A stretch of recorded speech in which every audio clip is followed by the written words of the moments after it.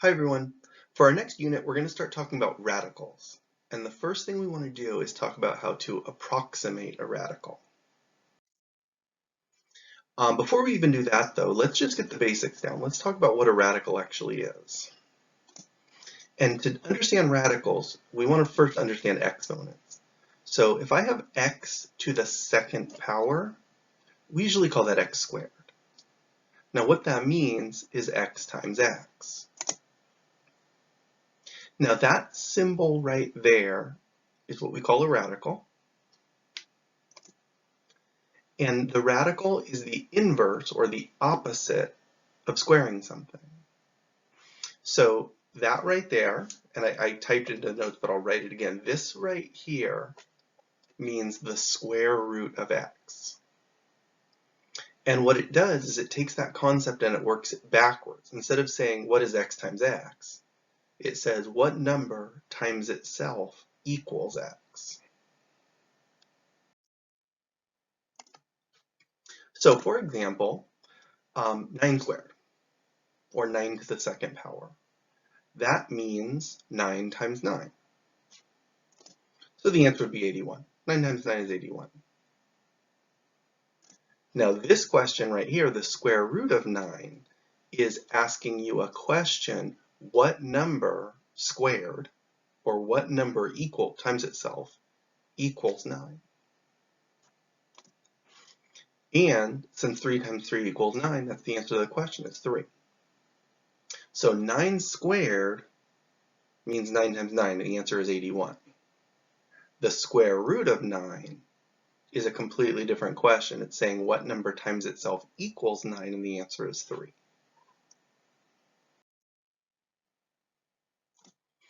So that leads into perfect squares. Now a perfect square is a number like 81 or like 9. It means it's any number that is another whole number squared.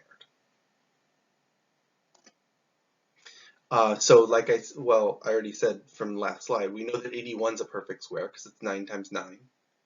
We know that 9 is a perfect square because it's 3 times 3.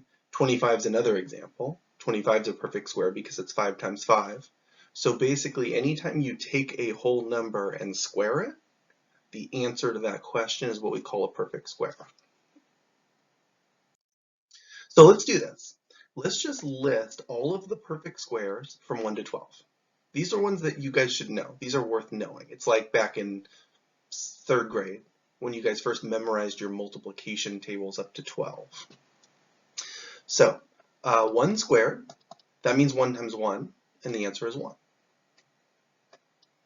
2 squared, 2 times 2, that's 4. 3 squared, 3 times 3, that's 9. 4 squared, 4 times 4 is 16. 5 squared, 5 times 5 is 25. 6 times 6, 36. 7 times 7, that's 49. 8 times 8, that's 64.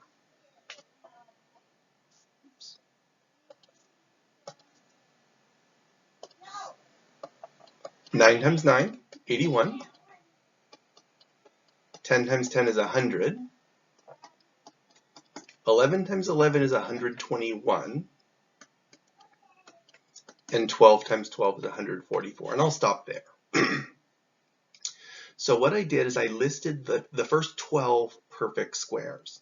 Those are the ones I expect you to know. You know, we should know those without needing a calculator.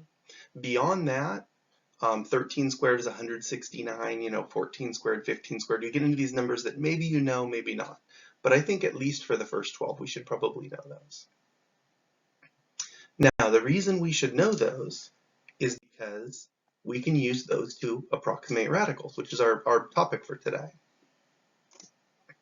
So let's say a number is not a perfect square. Let's say instead of 25, it's 27, or something that's not one of those perfect square numbers. If you want to approximate it and figure out what that square root comes to about, use the ones you know. Use that list we just made. So let's approximate the square root of 20. Let's say we want to figure out about what that equals without a calculator, just from what we know. So what I'm going to do, I'm going to start off, let's think about that list we just made. We have 1 squared equals 1. We have 2 squared equals 4. We're trying to get to 20. We have 3 squared equals 9. We have 4 squared equals 16. That's getting close. And then we have 5 squared equals 25. We just passed it. Now what I know is that the 20 is somewhere in the middle of 16 and 25. So I know that my answer is somewhere in between 4 and 5. Now if an answer is between 4 and 5, if you wanted to give an approximation as a decimal, that means it's 4 point something. That's what a number between 4 and 5 would be. Bigger than 4 but less than 5, 4 point something. So then what you do is you look at the numbers and you go, okay, well, like, am I closer to one of them? You know, if the number was 17, I might put 4.1. Or if the number was 24, I might put 4.9. But I look at this and I say, well, the 20 is kind of right in the middle. It's about halfway in between 16 and 25. So for my approximation, I would say this is about 4.5. And that's how you're going to approximate radicals. You're going to use the perfect squares that you know, and you're going to try and figure out how close you are to any two of them. You definitely want to find the two you're in between, and then decide which one you're closer to. So let's do one more. Let's approximate the square root of 82. And I'm going to try to do this one without making the list. I'm not going to start writing, we don't want to write every single time that list of perfect squares. So I'm just going to start thinking about them. And I know that 81 is a perfect square, and 82 is very close to 81. So let's start with that. Let's start with the fact that 9 squared equals 81. Now 82 is bigger than 81. The next perfect square, 10 squared, would be 100. Now 82 is in the middle, but it's very, very close to 81.